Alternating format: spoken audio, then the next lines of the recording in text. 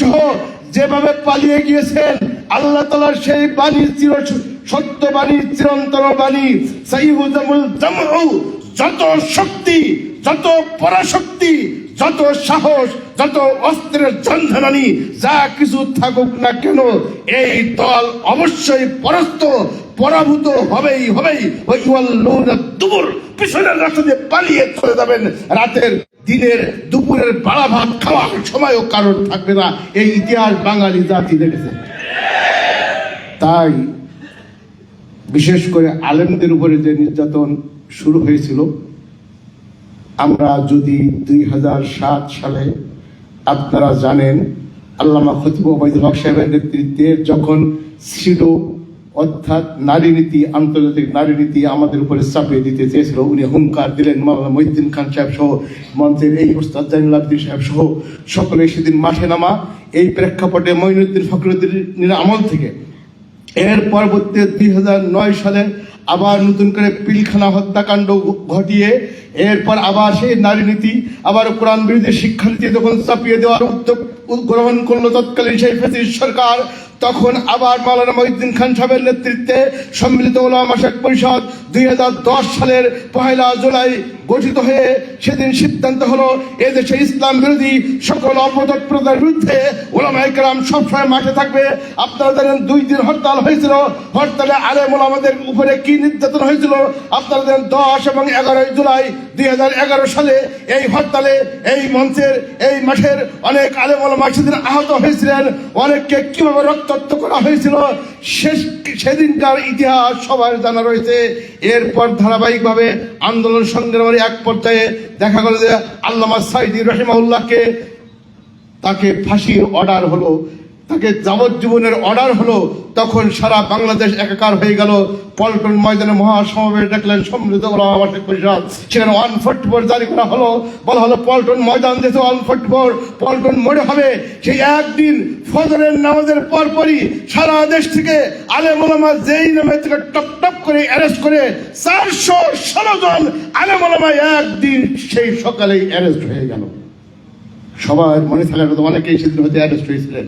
এরপর সেই হঠাৎ করে শুরু হলো কাদের মোল্লার ফাঁসি চাই, কাদের মোল্লার ফাঁসি চাই, কাদের মোল্লার ফাঁসি চাই বলে আমাদের আলেম ওলামাদের মাথা তেমন আমরা ঘামানোর কেউ চেষ্টা করেনি।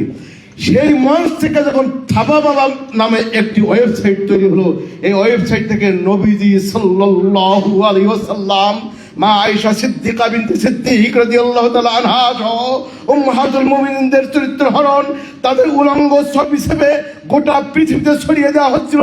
এবং সেখান থেকে আল্লাহর বিরুদ্ধে, নবী সাল্লাল্লাহু আলাইহি ওয়াসাল্লামের বিরুদ্ধে, সাহাবা কেরামের বিরুদ্ধে, ইসলামী বিধানের বিরুদ্ধে অহরহ প্রচারণা শুরু হলো। আল্লামা মহিউদ্দিন খান রাহিমাহুল্লাহ তিনি আহমদ শফি রাহিমাহুল্লাহকে আহ্বান করলেন, আসুন আমরা বসি পীর জঙ্গি মাজার মাদ্রাসায়। সেদিন বসা হলো, বসে আলোচনা হলো কিভাবে এর প্রতিহত করা যায়। কাদের মোল্লার ফাঁসি হলে আমাদের কিছু যায় আসে না, কিন্তু নবীজির বিরুদ্ধে, ইসলামের বিরুদ্ধে ওয়ালা ইয়ারগাবু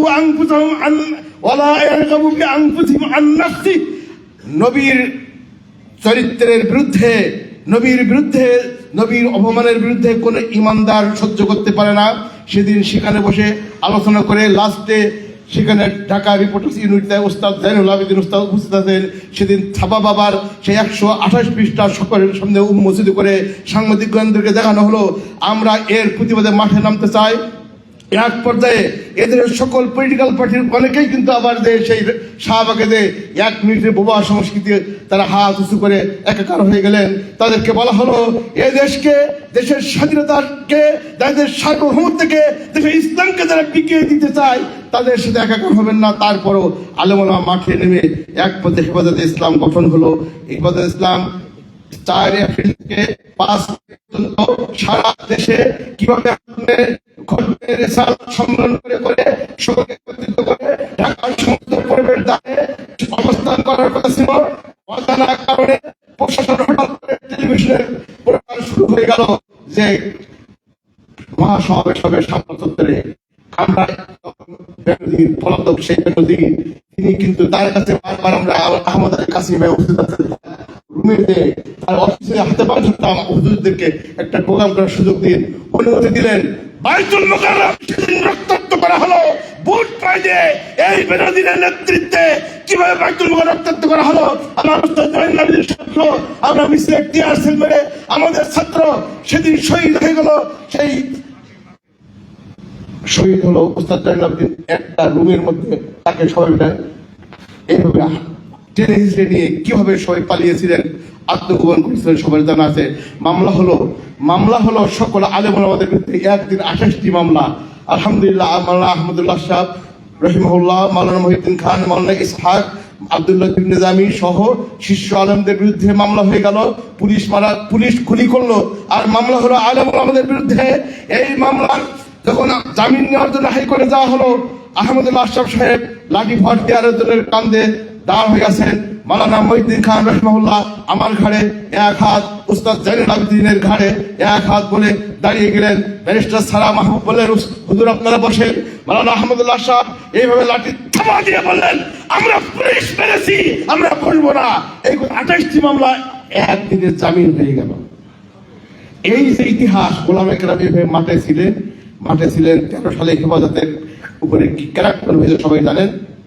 লাস্টে আমি আমার কথা শেষ করে আসছি, লাস্টে 24-এর গণ আন্দোলনে ওই ধারাবাহিকতায় 2021 সালে কিভাবে মোদি এ দেশে আসবে আমাদের কোনো আপত্তি ছিল না।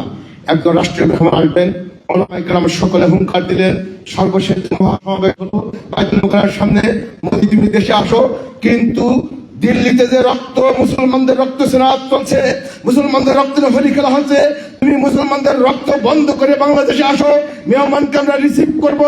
এয়ারপোর্ট থেকে এসে বঙ্গভবন, রাষ্ট্রীয় অতিথি ভবন পর্যন্ত রিসিভ করা হবে। কিন্তু আপনি অবশ্যই দিল্লির মুসলিম গণহত্যা বন্ধ করে তারপর আসতে হবে। এই আওয়াজ ছিল, আর তো কিছু না।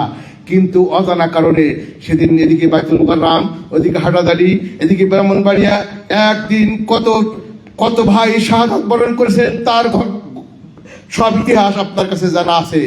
এইভাবে 21 সালে হঠাৎ করে রমজানে সমস্ত আলেম ওলামাদেরকে, বড় বড় আলেম ওলামা যাদের নাম এদেশের মানুষ জানে, সকলকে একের পর এক দিনে রাতে টেলিভিশনে দেখা যাচ্ছে, কারোর জামাইয়ের বাড়ি থেকে, কারোর মেয়ের বাড়ি থেকে, কারোর শ্বশুর বাড়ি থেকে, কারোর কোনো গোপন কোনো জায়গায়, কারোর সেই পার্কিং এ কোনো আত্মগোপন করে আসছেন। বিশাল আলেমদের আল্লামা মামুনুল হক সাহেব সহ একেবারে সবাইকে একে একে অ্যারেস্ট করা শুরু হয়ে গেল, আপনারা সবাই জানেন। এরই ধারাবাহিকতায় কিন্তু 2024-এর গণ আন্দোলন। তাই আসুন, এই গণ আন্দোলনের সর্বশেষ যেটা বলতে চাই, তারা সব কিছু করেছে। এরপর যত দোষ নন্দ ঘোষ হঠাৎ করে এদেশের সবচেয়ে পরিচিত প্রসিদ্ধ একটি ইসলাম আন্দোলনের ব্যাপারে, বাংলাদেশ জামাত ইসলামের ব্যাপারে সিদ্ধান্ত নিল 30 তারিখে পলিটিক্যালি তাদের 14 দলের ভাবে সিদ্ধান্ত নিল যে তাদের ব্যায়াম করতে হবে। 1 তারিখে তারা ঘোষণা দিল জামাত শিবির এদেশে ব্যায়াম। এরপরে এদেশে আর ইসলাম প্রিয় কোনো দল থাকতে পারবে না। এই চিন্তা করে আলেম ওলামারা মাঠে নামলেন। মাওলানা আব্দুল হালিম ভাই সহ আমরা অনেক দূরে অবস্থান করতাম। আবার কোন রকমে ঢাকা শহরে এসে কোন রকম বৈঠক করে আবার আপনাদেরকে নিয়ে এখানে মঞ্চে যারা আছেন, বিশেষ করে আমাদের মুফতি তাজুল ইসলাম কাউসার, মাওলানা মুশাররফ ভাই, মীর আতিক ভাই, এরপর আহমদ আলী কাসিমি ভাই, মুফতি ফখরুল ইসলাম ভাই, এনাদেরকে এইভাবে একের পর এক সবাইকে এক এক মাদ্রাসায় পাঠিয়ে হুজুররা মাঠে নামতে হবে। এরপর সিদ্ধান্ত হলো 2 তারিখ হালিমে আমরা যে সেই দূরে এক জায়গায় বসে সিদ্ধান্ত হলো আগামীকাল ছাত্র জনতার মিছিলে আলেম ওলামারা অবশ্যই সবাই মাঠে থাকবে বাইতুল মুকাররম থেকে। এই সিদ্ধান্ত মাওলানা আব্দুল হালিমের মনে আছে। তৎকালীন ওলামা কমিটির সভাপতি ছিলেন মাওলানা রফিকুল ইসলাম খান এমপি, উনি সহ এই 4-5 জন আমরা বসে সিদ্ধান্ত হলো যে আলেম ওলামা সবাই মাঠে থাকবেন। আপনারা মাঠে ছিলেন। সেদিন বাইতুল মুকাররম থেকে ছাত্র জনতার মিছিল আসার কথা, এদিকে শাহবাগ পর্যন্ত সেই মিছিলে 14 জন ভাই শহীদ হলেন। তার মধ্যে 6 জন ছিলেন হাফেজ কওমি মাদ্রাসায়, বিভিন্ন মাদ্রাসায় হাফেজ শহীদ হলেন। এদিকে শাহবাগ পর্যন্ত আসতে দেওয়া হয়নি।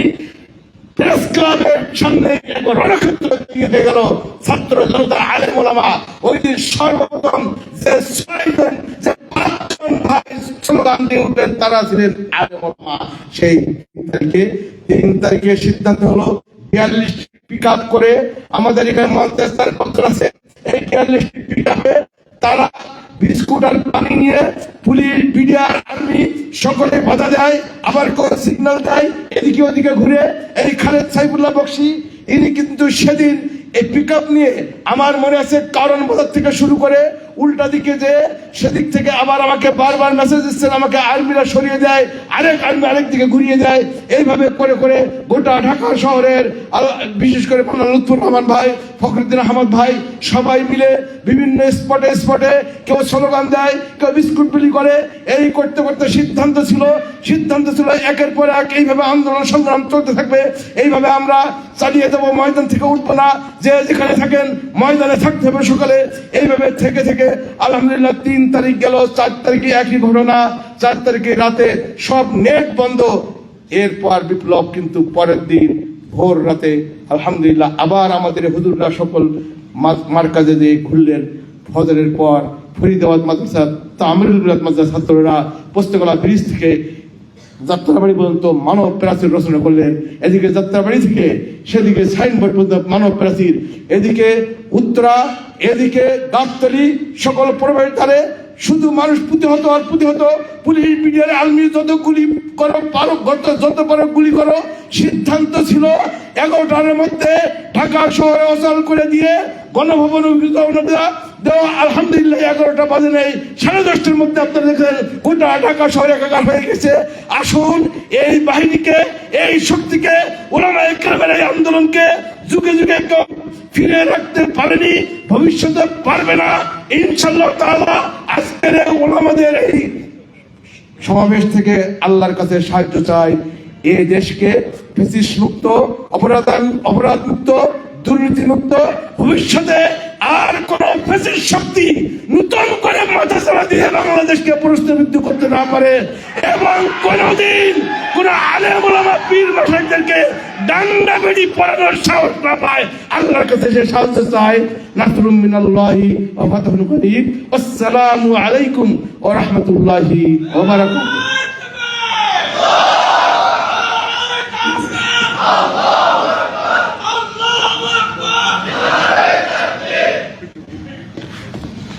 আলহামদুলিল্লাহ, সম্মানিত উলামায়ে কেরাম, আমরা আজকের আলোচনা সভার একদম শেষের দিকে চলে এসেছি। এ পর্যায়ে বিশেষ অতিথির বক্তব্য নিয়ে আসছেন বিশ্ব ইসলামিক স্কলার, দাঈ এবং জালিমের কারাগারে নির্যাতিত মজলুম আলেম দ্বীন উস্তাদুল আসাতিজা মুহতারাম মুফতি কাজী ইব্রাহিম। বক্তব্য নিয়ে আসছেন মুহতারাম মুফতি কাজী ইব্রাহিম হাফিজাহুল্লাহ। তাকবীর, লিল্লাহি তাকবীর।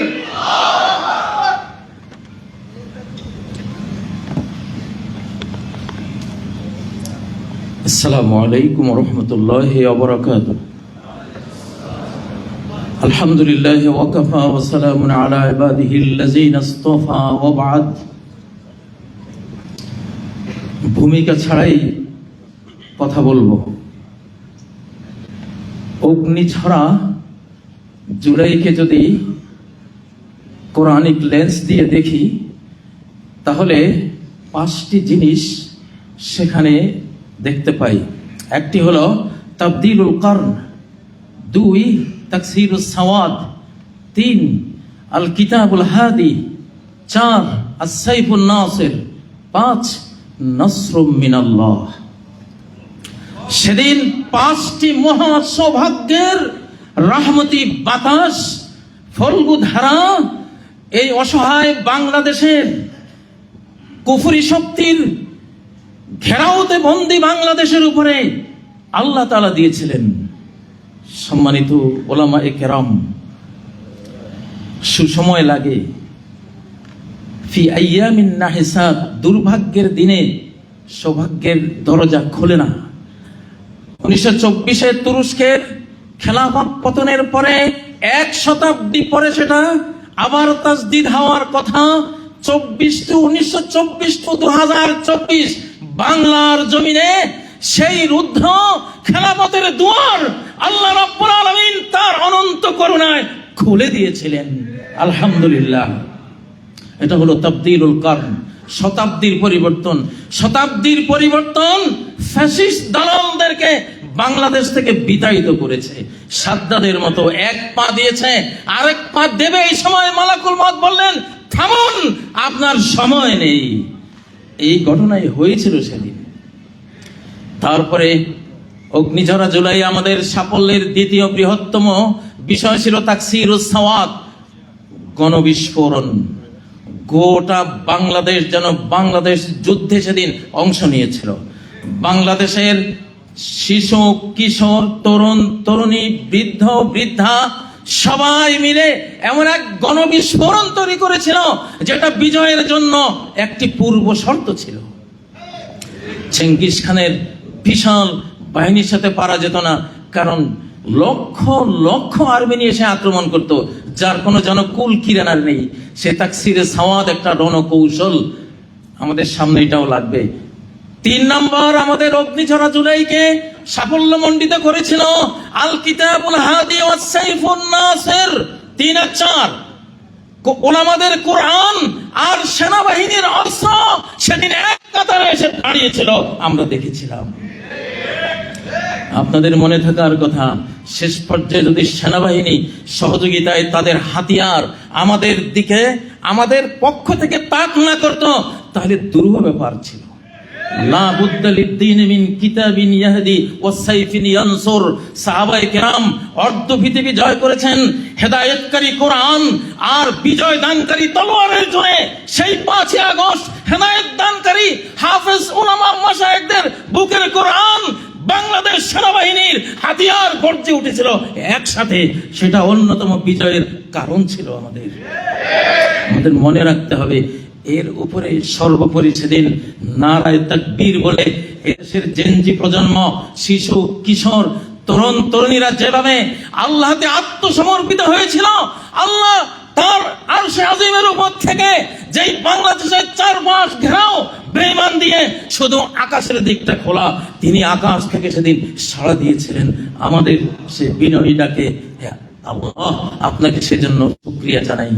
সম্মানিত ওলামায়ে কেরাম, অগ্নিঝরা জুলাই শেষ হয়নি, এর চেয়ে আরো বড় অগ্নিঝরা জুলাই আপনাদের সামনে অপেক্ষমান রয়েছে। কেন?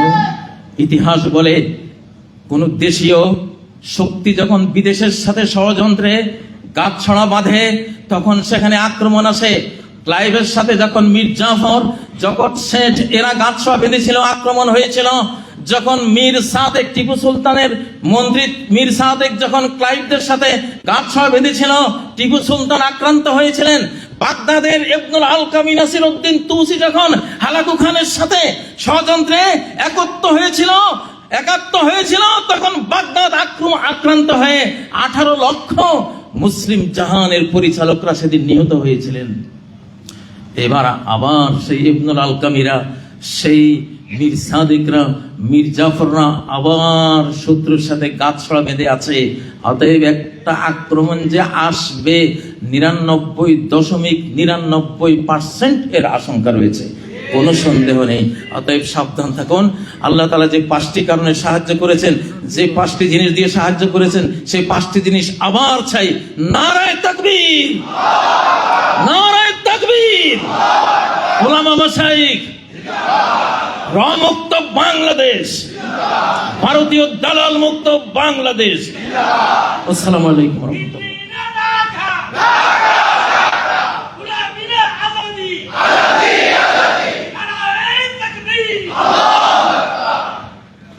আমাদের সম্মানিত ওস্তাদকে অসংখ্য মোবারকবাদ জানাচ্ছি হৃদয়গ্রাহী উৎসাহব্যঞ্জক বক্তব্য পেশ করবার জন্য।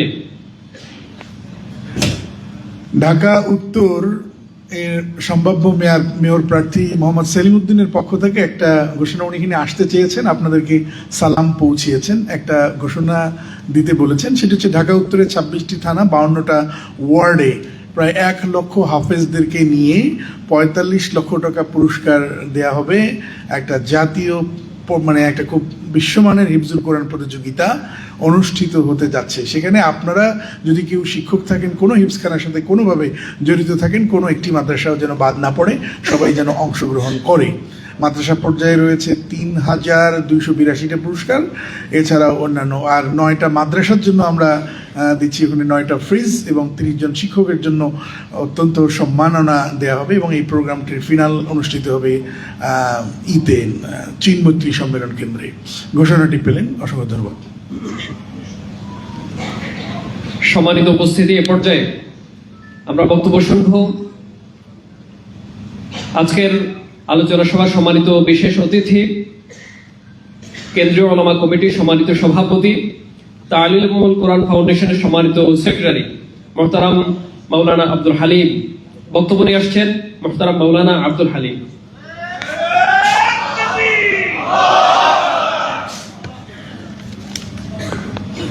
আসসালামু আলাইকুম ওয়া রাহমাতুল্লাহি ওয়া বারাকাতুহু। আলহামদুলিল্লাহি রাব্বিল আলামিন, ওয়াসসালাতু ওয়াসসালামু আলা রাসূলিল কারীম ওয়া আলা আলিহি ওয়া আসহাবিহি আজমাইন। قال الله تعالى في كلامه المجيد والفرقان الحميد. أعوذ بالله من الشيطان الرجيم. بسم الله الرحمن الرحيم. يا أيها الذين آمنوا اتقوا الله حق تقاته ولا تموتن إلا وأنتم مسلمون. صدق الله العظيم. অগ্নিজরা দিনগুলোতে ওলামায়ে কেরামের অবদান শীর্ষ সম্মিলিত ওলামা মাশায়েখ পুরস্কার আয়োজিত আজকের এই সুন্দর আলোচনা সভার জনাব সভাপতি ওস্তাদুল আসাদেজা, বাংলাদেশ মসজিদ মিশনের সম্মানিত সভাপতি অধ্যক্ষ মাওলানা জাইনুল আবেদিন, আজকের এই আলোচনা সভার প্রধান অতিথি অন্তর্বর্তীকালীন সরকারের সাবেক ধর্ম উপদেষ্টা, বিশিষ্ট লেখক এবং জুলাইয়ের আন্দোলনের ক্ষেত্রে যিনি লেখা বুদ্ধি সামগ্রিক দিকে সহায়তা করেছেন, আজকের প্রধান অতিথি প্রফেসর ডক্টর আফম খালিদ হোসেন, আজকের সম্মানিত বিশেষ অতিথি যিনি কম সময়ে বক্তব্য রেখে আমাদেরকে উজ্জীবিত করেছেন, যিনি এই জুলাইয়ের সময় জুলাই আন্দোলনের আগে কারাবরণ করেছেন এবং তিনি যা বলেছেন নিজে জীবন দিয়ে কারাগারে দিন কাটিয়ে তিনি প্রমাণ দিয়েছেন তিনি সত্যের ক্ষেত্রে নির্ভীক। তিনি জালিম সরকারের বিরুদ্ধে তিনি যখন গ্রেপ্তার হচ্ছিলেন সেই মুহূর্তে ভিডিওতে আমরা দেখেছি কথা উচ্চারণ করেছেন।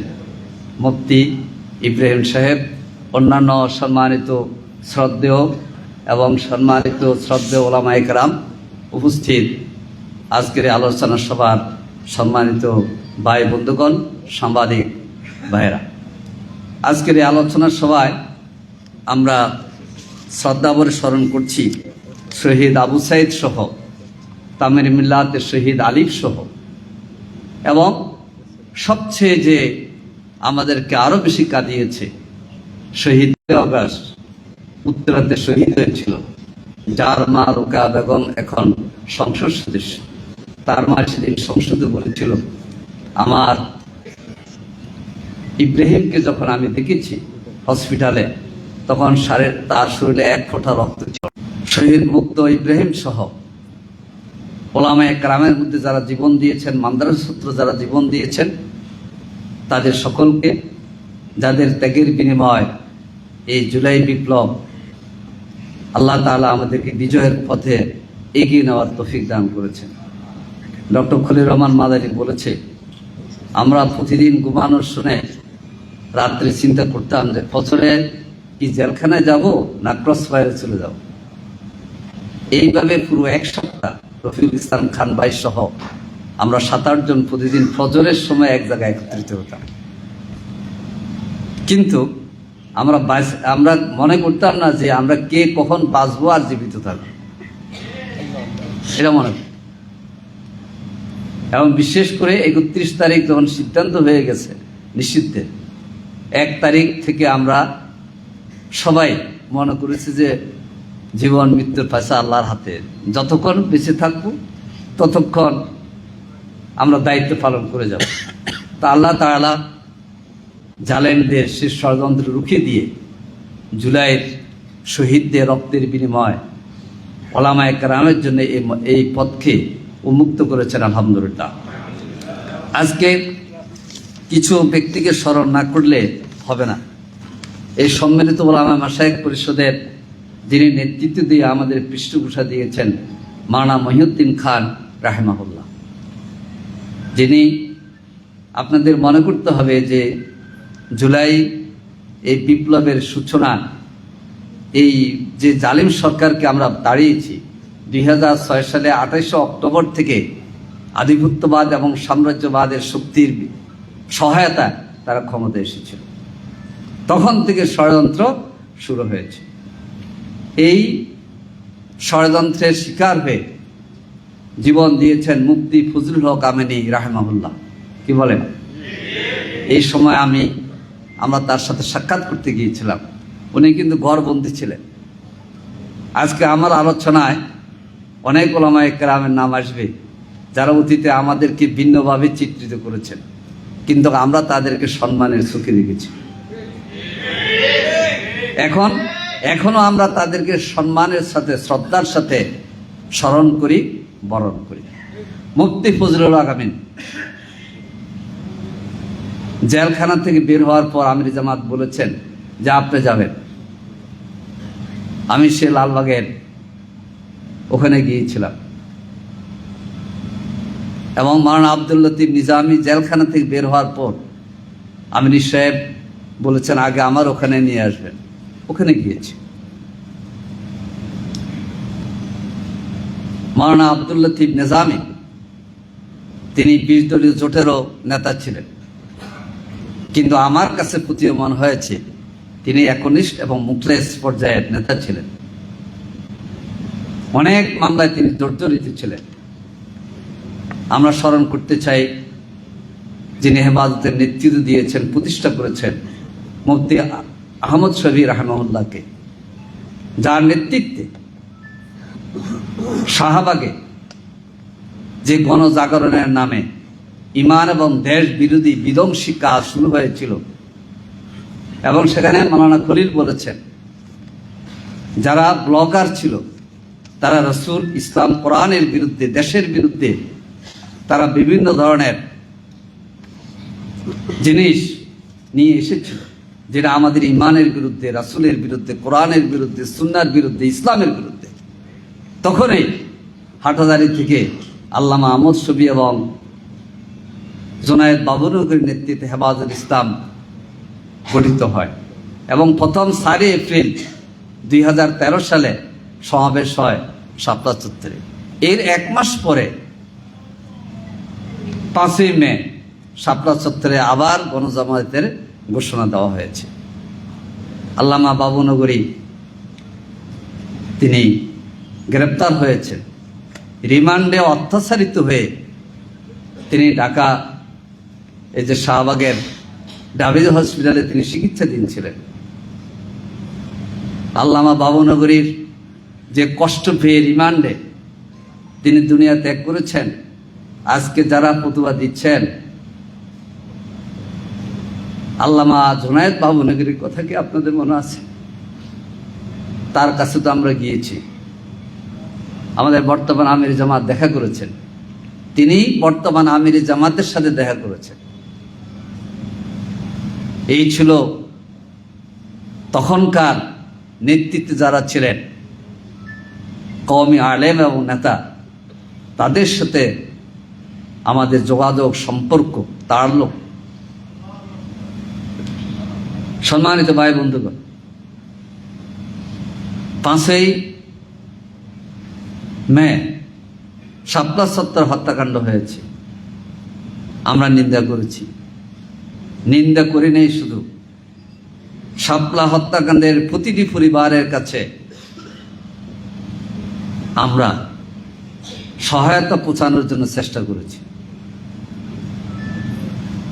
বিবাড়িয়াতে 21 জন শাহাদাত বরণ করেছেন 21 সালে। প্রত্যেকটি পরিবারের বর্তমান আমির জামাত খবর নিয়েছেন এবং তাদের কাছে আর্থিক সহায়তা আমরা পৌঁছে দিয়েছি। বাংলাদেশের যত জায়গায় কওমি মাদ্রাসা ক্ষতিগ্রস্ত হয়েছে সবগুলো খবর নেওয়ার জন্য তৎকালীন নির্দেশ ছিল। এই জন্যে জুলাইয়ের যে অবদান ওলামায়ে কেরামের, মাদ্রাসা ছাত্রদের, মসজিদের ইমাম, খতিব, ওয়াইজিন, ইসলামী ব্যাংকের নামে আরও যে ব্যাংকগুলোর ইসলামী শাখার যারা ছিলেন, এই সকলে কিন্তু নির্যাতিত হয়েছেন বিগত ফ্যাসিস্টের আমলে। দাড়ি টুপি থাকার কারণে চাকরি চলে গিয়েছে, অনেকের মসজিদের ইমামতি চলে গেছে, খুতবা দিতে পারতেন না, কারণ গোয়েন্দা সংস্থার লোকেরা সামনে বসে থাকত। এই ছিল নিয়ন্ত্রণ। মসজিদের খতিবের খুতবাকে নিয়ন্ত্রণ করতে গোয়েন্দা সংস্থার লোকেরা। আমরা প্রমাণ আছে বিধায় কথা বলছি, প্রমাণ আছে বিধায় কথা বলছি। কোন কথা বলতে হবে এটা নিয়ন্ত্রণ করতেন, কিন্তু একজনকে নিয়ন্ত্রণ কেউ করতে পারে নাই। তিনি হচ্ছেন হযরতুল আল্লাম খতিব উবাইদুল হক সাহেব রাহিমাহুল্লাহ। উনি নির্ভীক চিত্তে কথা বলতেন, কে খুশি কে অখুশি হবে এটা দ্বার তিনি দাঁড়তেন না। এবং তিনি সাবেক মন্ত্রী মাওলানা মতিউর রহমান নিজামীর ওস্তাদ ছিলেন। নিজামীর যখন শিল্পমন্ত্রী হিসেবে বা মন্ত্রী হিসেবে প্রস্তাব আসলো, তখন খতিব ও ওয়াইদুল হক সহ ওলামাদের একটি গ্রুপকে তৎকালীন আমির জামাত মাওলানা মতিউর রহমান নিজামী তার বাসায় দাওয়াত দিয়েছেন, বলেছেন আমাদেরকে সরকারে যাওয়ার জন্য আমন্ত্রণ পেয়েছি, আমরা যাবো কি যাব না? ওনার ওস্তাদ মাওলানা ওয়াইদুল হক সাহেব বলেছেন না, সময়ের দাবি হচ্ছে যাবে। মাওলানা জালাল আব্দিন সাহেব সাক্ষী আছেন। ওলামায়ে কেরামের সাথে এটা হচ্ছে সকলের আমাদের আত্মিক সম্পর্ক। সম্মানিত ভাই এবং বন্ধুগণ, আমি বলেছি অনেক মাদ্রাসার ছাত্র শহীদ হয়েছে, কওমি মাদ্রাসার ছাত্ররা শহীদ হয়েছে। অনেকে কওমি আলিয়া বলতে বাগ করেন, আমরা তো বাগ করি। কওমি আলিয়া, সুন্নি সালাফি সবাই আমরা এক। আমাদের সকলের পরিচয় হচ্ছে আমরা মুসলিম। ওয়ালা তামুতুন্না ইল্লা ওয়া আনতুম মুসলিমুন, সবাই মুসলমান। প্রিয় ভাইরা, এই জুলাইকে সমৃদ্ধ করেছেন যারা, কিছু নাম না বললে কৃপণতা হবে। আলেমদের শিরোমণি, যাকে বাংলাদেশের সবাই আলেম হিসেবে স্বীকৃতি দিয়েছেন সরকারের শিল্পমন্ত্রী মাওলানা মতিউর রহমান নিজামী। তিনি শুধু জামাত ইসলাম আমির ছিলেন না, বাংলাদেশের এক প্রতিদর্শ আলেম ছিলেন।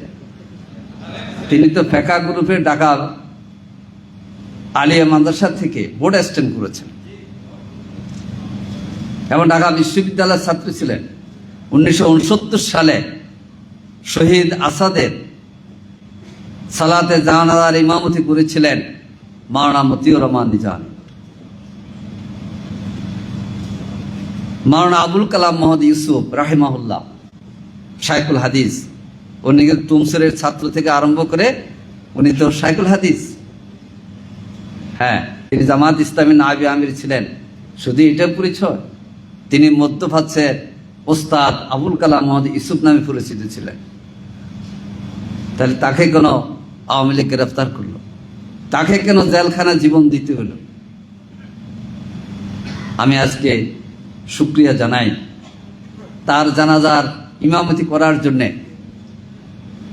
ধানমন্ডি ঈদগাহ মসজিদ ঘেরাও করে রেখেছে পুলিশ, আমাদেরও যাইতে দেবে না। আমি আছি মাঠে, কেউ না গেলে তো দায়িত্ব পড়ে। আমি পেটে একটু চোখে পড়ে না, এর জন্য আমি সাইড দলের মিটিংও যেতাম, অনেকের জানাজায় গিয়েছি। সেদিন আমি তালিকায় আছি যাব। এর মধ্যে রাত্রে রফিক ভাই বলে যে মাওলানা জাফরুল্লাহ খান রাজি হয়েছে। আমাদের সকলের পিছনে গোয়েন্দা করে ধানমন্ডি ঈদগাহ মাঠে মাওলানা আবুল কালাম ইউসুফ, তিনি আমাদের নায়েবে আমির ছিলেন, তার জানাজায় আমরা যেতে পারিনি। ইমামতি করছেন মাওলানা জাফরুল্লাহ খান। তিনি তখন বাংলাদেশ খেলাফত আন্দোলনের সেক্রেটারি। তো তার অবদানকে আমরা বলবো? তিনি দেখেছেন। আমি মাওলানার সাথে কথা বলছি, যাচ্ছেন কো? যাচ্ছি আপনার ইয়া থেকে। প্রিয় ভাই, মাওলানা আব্দুস সুবহান রাহিমাহুল্লাহ 5 বারের এমপি, তিনি যেদিন ঢাকা মেডিকেল কলেজ চিকিৎসারত অবস্থায় ইন্তেকাল করলেন, দায়িত্বপ্রাপ্ত হয়ে আমি গেছি মেডিকেল কলেজ দেখার জন্য। দেখি যে মাওলানার 2 হাতে হাত করা, 2 পাড়ে হাত করা, মাওলানা শুয়ে আছেন। তিনি তো সংসদ সদস্য, তার মৃত্যুটা হচ্ছে হাত করা, পায়ে বেড। আর আজকে অনেকে কথা বলে দেখেন না, অমুকরা আনবে। আজকে জুলাইকে বিতর্কিত করার জন্য কত ধরনের কথা বলা হচ্ছে। এই জন্যে জুলাইকে প্রশ্নবিদ্ধ করার বিরুদ্ধে আমরা সোচ্চার থাকবো ইনশাআল্লাহ। কেউ যদি দেশে আসতে চায়, ফাঁসির রায় বাস্তবায়নের রুশি নিয়ে ছাত্র জনতা কিন্তু প্রস্তুত আছে। আমরা হিংসার বশবর্তী হয়ে কথা বলি না। প্রিয় ভাইয়েরা, মাওলানা আব্দুস সুবহান, যিনি সিরাজগঞ্জ আলিয়া মাদ্রাসা থেকে কামিল করেছেন, যিনি পাবনা আলিয়া মাদ্রাসার মুহাদ্দিস ছিলেন। হ্যাঁ, হইতে পারে তিনি জামাত ইসলামের পাবনা জেলা আমির ছিলেন।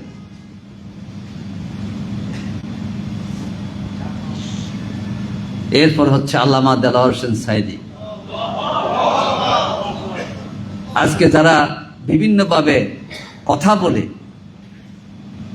আলেম ওলামাদের ঐক্যকে বিভিন্নভাবে স্বীকৃতি করতে চান, তাদের এতটা আনন্দ জাগে না যে আজকে জাতীয় সংসদের বিরোধী দলের বেঞ্চে শুধু দাড়ি আর টুপি দেখা যায়। এটা কি বাংলাদেশের মুসলমানদের জন্য আশীর্বাদ নয়? এই দাড়ি টুপি থাকলে ওরা যদি সরকারি বেঞ্চে যায়, ট্রেজারি বেঞ্চে যাওয়ার জন্য অনেকে বলতেছে যে আপনার তো আসবেন এক সময়। এরা কারা? এখন তো সংসদে বাংলাদেশ খেলাফত মজলিসের 2 জন এমপি আছেন, খেলাফত মজলিসের 1 জন আছেন।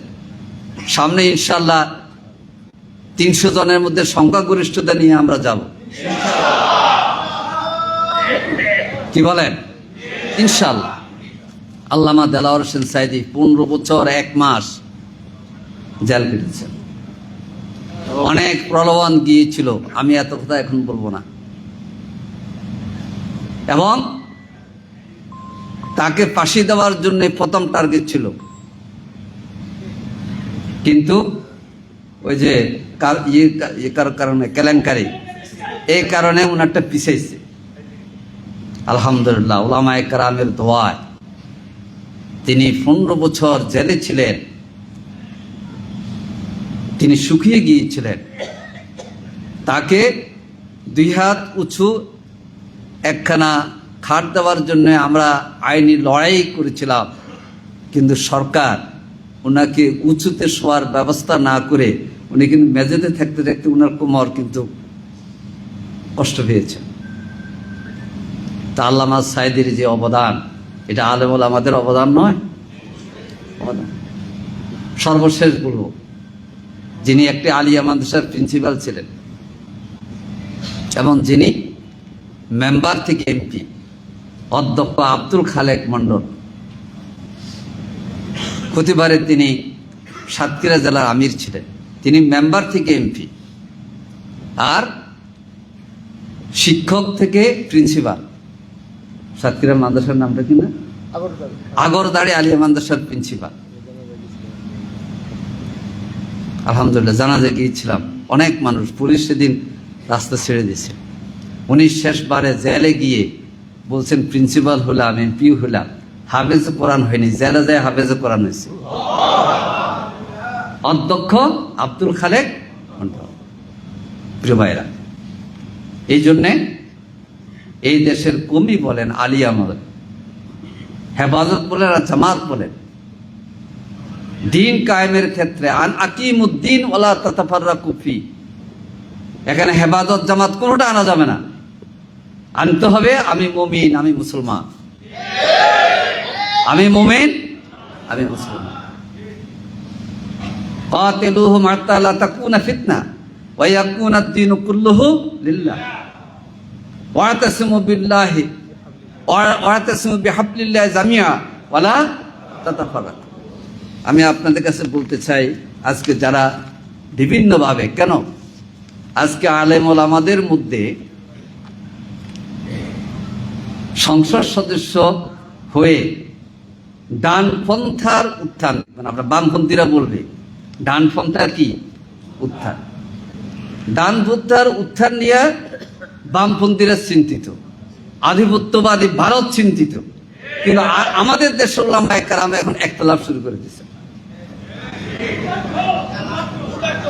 আপনাদের বক্তব্যের কারণে যদি আধিপত্যবাদী শক্তি খুশি হয়, তাহলে তো বুঝতে হবে যে আপনাদের কথাবার্তা দিনের বিপরীতে চলে যাচ্ছে। প্রিয় ভাইরা, 1951 সালের একটি কথা আজকে বলে যে আমরা ঐক্য হব কিভাবে, আকীদা খারাপ। মুফতি শফি সাহেব পাকিস্তানের, উনিও স্বাক্ষর করেছেন 31 দফা ওলামায়ে কেরাম। 1951 সালের জানুয়ারি মাসে করাচিতে শিয়া সুন্নি হানাফি আলে হাদিস নির্বিশেষে সকল মহলের 31 জন ওলামা সর্বসম্মতভাবে ইসলামী শাসনতন্ত্রের 22 দফা মূলনীতি প্রণয়ন করে। পাকিস্তানের শাসনতন্ত্রের ভূমিকায় আদর্শ প্রস্তাব নামে এই দফাগুলি সন্নিবেশিত হয় এবং এরই ভিত্তিতে পরবর্তীকালে ইসলামী শাসনতন্ত্র পরিণত হয় পাকিস্তানের। সেখানে এই 31 দফার প্রস্তাবক খসড়া তৈরি করেন সৈয়দ আবুল আলা মওদুদী রাহিমাহুল্লাহ। আর সেখানে 31 দফার মধ্যে সিগনেচার করেছেন শিয়া সুন্নি হানাফি আলে হাদিস এবং এখন যে জমিয়তে উলামায়ে ইসলাম পাকিস্তানের যারা নেতৃত্ব দিচ্ছেন, তাদের যিনি তৎকালীন প্রধান ছিলেন, তারও স্বাক্ষর ওখানে আছে। আমি ওই কাগজটা খুঁজে আনতে পারিনি, আমি ঠিক স্বাক্ষরওয়ালা তালিকায় নিয়ে আসতে চাইছিলাম।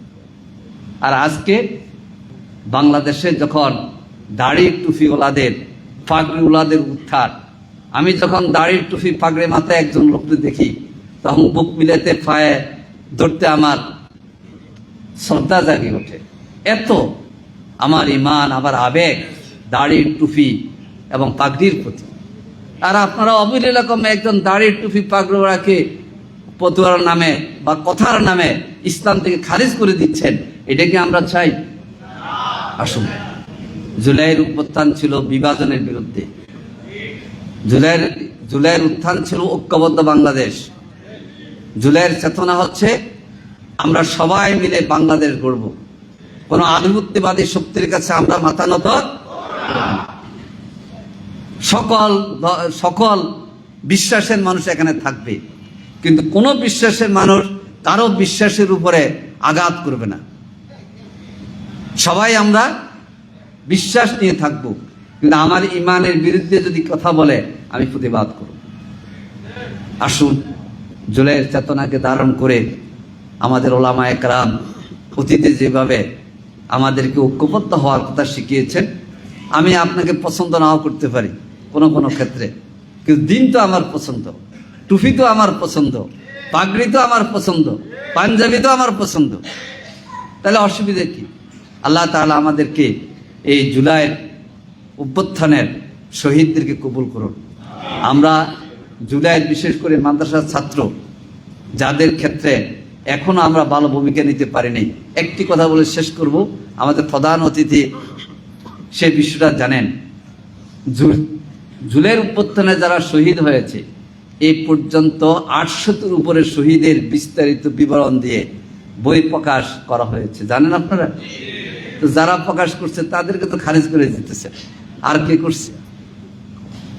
ইনশাআল্লাহ জুলাইয়ের অভ্যুত্থানের চেতনাকে আমরা ধরে রাখবো এবং ঐক্যবদ্ধ বাংলাদেশ, ইমানদারদের বাংলাদেশ, সৎ মানুষের বাংলাদেশ তৈরির ক্ষেত্রে আমরা সবাই সম্মিলিতভাবে কাজ করব। আল্লাহ হাফেজ। বাংলাদেশ জিন্দাবাদ। সম্মিলিত উলামায়ে পরিষদ জিন্দাবাদ।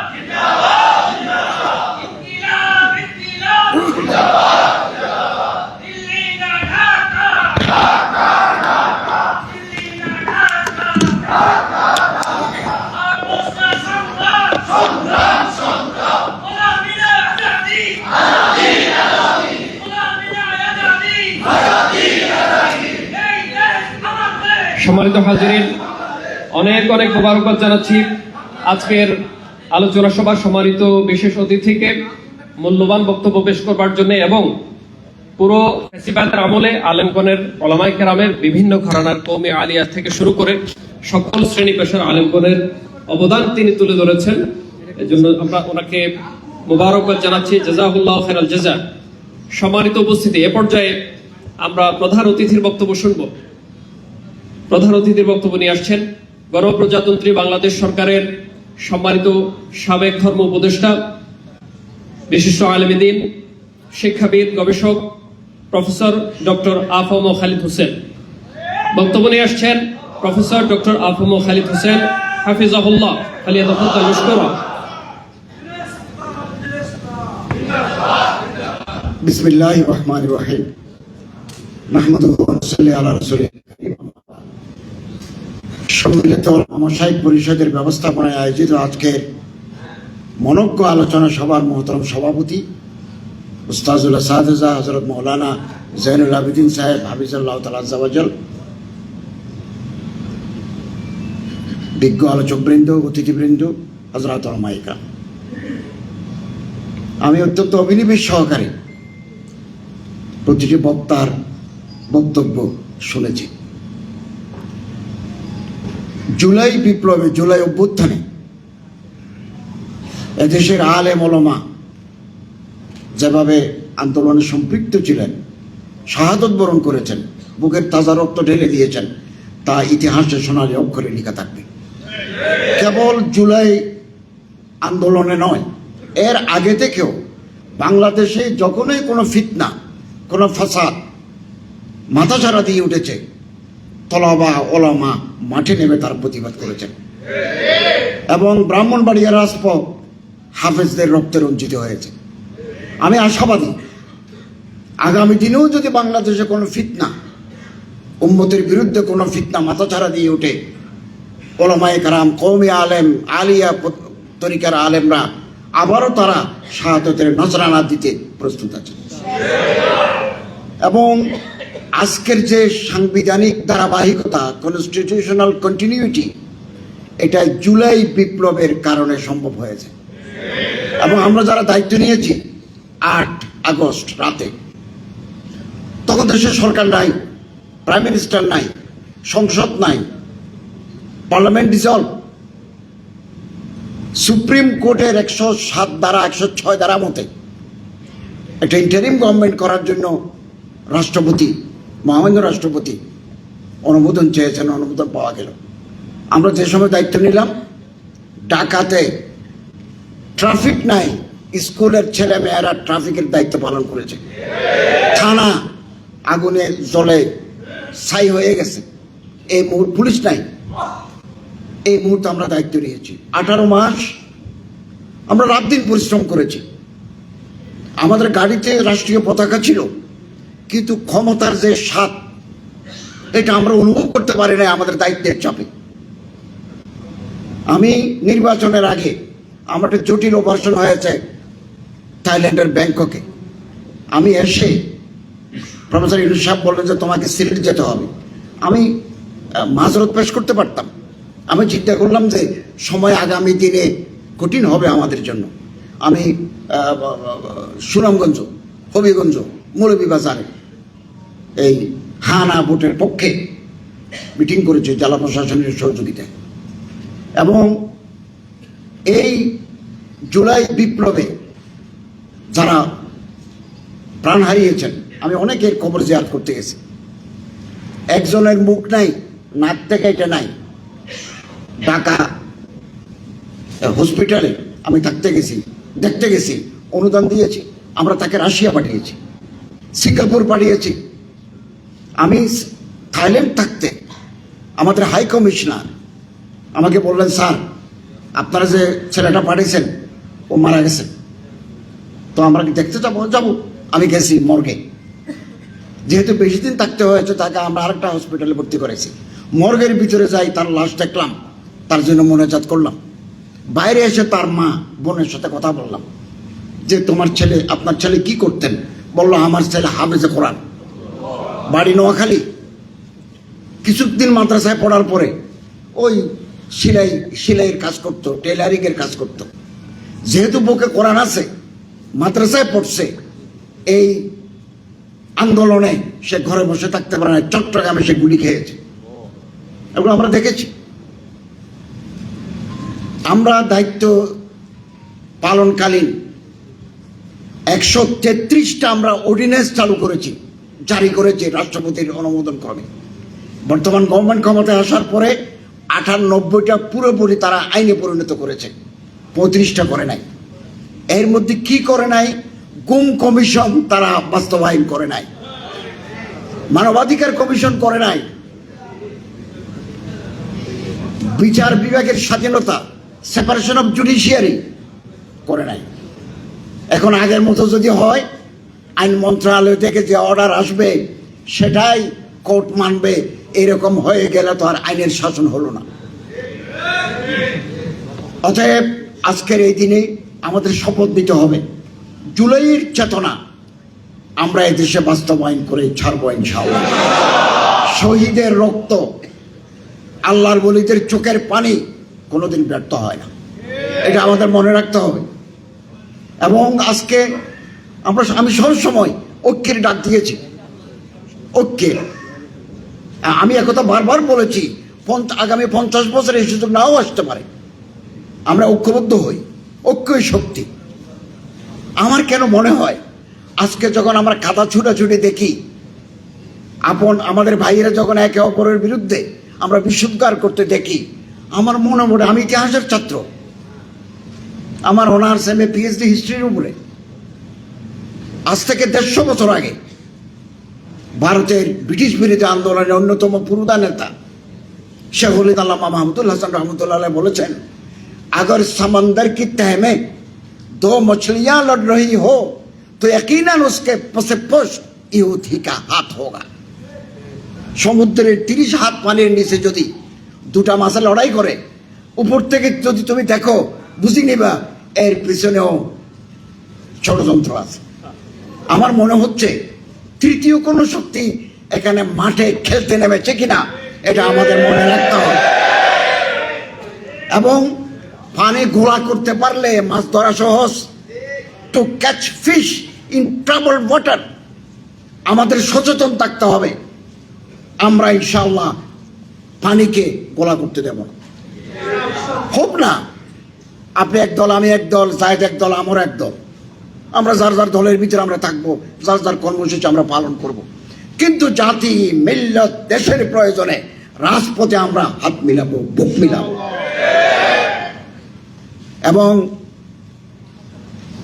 আমি আশঙ্কা করি হয়তো আগামী দিন আমাদের জন্য আরো কঠিন হতে পারে, কঠিন হতে পারে। এবং ধাক্কা না খেলে আমরা একে অপরের কাছে আসবো না। আল্লামা ইকবাল রহমতুল্লাহ আলাইহি বলেন, खुदा तुझे किसी तूफान से आशना कर दे कि तेरी बाहर के मौज में, तेरे दिल की बाहर मौज नहीं, इस्तिराब नहीं, तेरे बाहर के मौज में इस्तिराब नहीं। সমুদ্রে ঢেউ না থাকলে সেটা সমুদ্র নয়। তো ধাক্কা খেলে ঢেউ সৃষ্টি হয়। আসুন আগামী দিনের যে কোনো কঠিন পরিস্থিতির জন্য আমরা তৈরি থাকবো। ইংরেজ কবি শেক্সপিয়ার, আমি গত বছর শেক্সপিয়ারের বাড়িতে গেছি, ইংল্যান্ডে ক্যামব্রিজ গেছি, অক্সফোর্ড গেছি, ওখানে সিরাত কনফারেন্সে বক্তৃতা করেছি। তো শেক্সপিয়ার একটা কথা আমি সবসময় মনে রাখি, prepare hope hope for the best. আগামী দিন ভালো হবে। আগামী যে আসন্ন দিনগুলো আছে, অনাগত দিনগুলো আমরা আশা করব ভালো হবে, এটা আমরা আশা করব। Prepare prepare for the worst, আরো বেশি খারাপ হতে পারে তার জন্য প্রস্তুত থাকো। অতএব আমরা আশাহত হব না, দুনিয়া উম্মিদ পর কায়েম হয়, আমরা আশাবাদী হব। আমরা জনগণের দুয়ারে যাব, আমরা রাতের বেলা আল্লাহর সাহায্য চাইব, আমরা জনগণের সম্পৃক্ততা কামনা করব। ইনশাআল্লাহ আজিজ এই দেশে কোরআন এবং সুন্নতের আলোকে একটা কল্যাণ রাষ্ট্র আগামী দিনে প্রতিষ্ঠিত হবে ইনশাআল্লাহ। الله ولي التوفيق هو الموفق والمعين. السلام عليكم ورحمة الله وبركاته.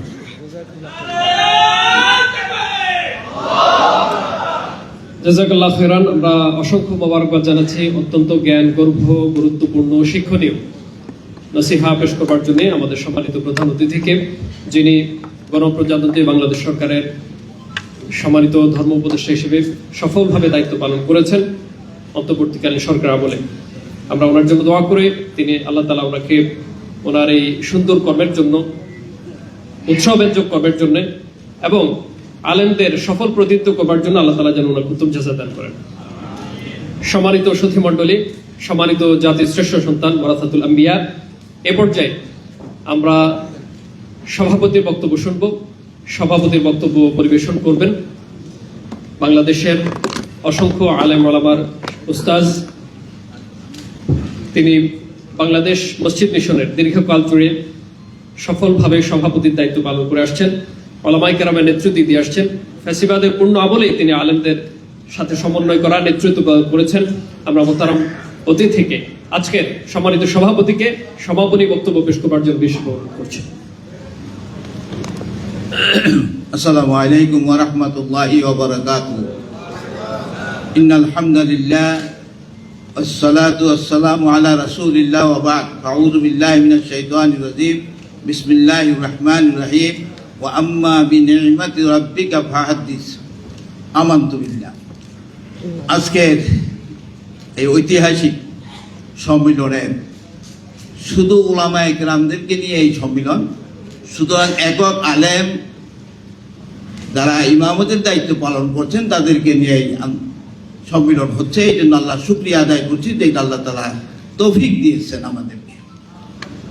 সম্মানিত উলামায়ে কেরাম, মাশায়েখে কেরাম, আপনাদেরকে অনুরোধ করছি যে আজকে আপনারা আমরা এতক্ষণ যা শুনলাম এই আলোচনা সবাই, এই আলোচনাগুলি নিজে বাস্তবায়ন করার জন্য আমাদেরকে আল্লাহ তাআলা তৌফিক দান করুন। সম্মানিত উলামায়ে কেরাম, এই জমি যত সব, এই জমিনে যত হাঙ্গামা হয়েছে, যত বিপ্লব হয়েছে, যত দলাদলি হয়েছে, যা কিছু হয়েছে সব কিছুই কিন্তু দিনকে কায়েম করার জন্য। কেউ কেউ যার যার ধারণা অনুযায়ী দিন কায়েম করার চেষ্টা করেছেন, যারা চেষ্টা করেন নাই তারাও কিন্তু দিন কায়েমের পথেই ছিলেন। আমি অনুরোধ করতে চাই, এখন থেকে আমরা সব ভেদাভেদ ভুলে গিয়ে, একতলা ভুলে গিয়ে দিন কায়েমের জন্য ঐক্যবদ্ধ থাকবো। এই তৌফিক আল্লাহ আমাদেরকে দান করুন।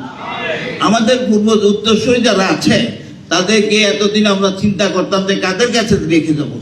এখন তো আল্লাহ তাআলা একটা অবস্থান দিয়েছেন যে এখানে উলামায়ে কেরাম সংসদেও আছেন, সেখানেও কোনো কথা বৃথা যেতে দেবে না ইনশাআল্লাহ। কোনো বিপ্লব হলে সেটাও সফল হবে ইনশাআল্লাহ, কোন বিপ্লব নিষ্ফল হবে না ইনশাআল্লাহ। যত বিপ্লব হোক এই জমিনে, সব বিপ্লবই সফল হবে। আমরা দোয়া করব যারা পূর্ব উত্তরসূরি যারা আছে তারা যেন এই সব সম্মেলনে, এই বিপ্লবে অংশগ্রহণ করে এই তৌফিক আল্লাহ তাদেরকে দান করুন। আল্লাহ রাব্বুল আলামিনের কাছে সাহায্য চেয়ে যে আল্লাহ রাব্বুল আলামিন আমাদেরকে এই দিন কায়েমের পথে যত বাধা বিপত্তি আছে সব অতিক্রান্ত করে আমরা দিন যেন কায়েম করতে পারি, এই তৌফিক আল্লাহ আমাদেরকে দান করুন। এবং দিন কায়েম করে এই জমিনকে সমস্ত জুলুম নির্যাতন থেকে, নিষ্পেষণ থেকে নাজাত দিয়ে এখানে দ্বীনি পতাকা উত্তোলন করার তৌফিক আল্লাহ আমাদেরকে দান করুন। সম্মানিত ভাইরা, সবাইকে মোবারকবাদ জানাচ্ছি। আপনারা কষ্ট স্বীকার করে এখানে এসেছেন এবং দীর্ঘ সময় এই কথাবার্তা শুনেছেন। এই কথাবার্তাগুলি যেন আমরা আমল করতে পারি, এই তৌফিক আল্লাহ আমাদেরকে দান করুক এবং আমরা সবাই মিলে এই জমিনকে কোরআনের মুআফিক করতে পারি, এই তৌফিক আল্লাহ আমাদেরকে দান করুক এবং সবাই মিলে আমরা এই দ্বীনের পথে থাকতে পারি, এই তৌফিক আল্লাহ দান করুক। হাযা মিন ইনদি ওয়াল ইলমু ইনদাল্লাহ। আকুলু কাওলি হাযা আস্তাগফিরুল্লাহ লি ওয়া লাকুম ওয়া লিসাইরিল মুসলিমিনা মিন কুল্লি যাম ওয়া আতুবু ইলাইহি ইন্নাহু আত-তাওয়াবুর রাহিম। আসসালামু আলাইকুম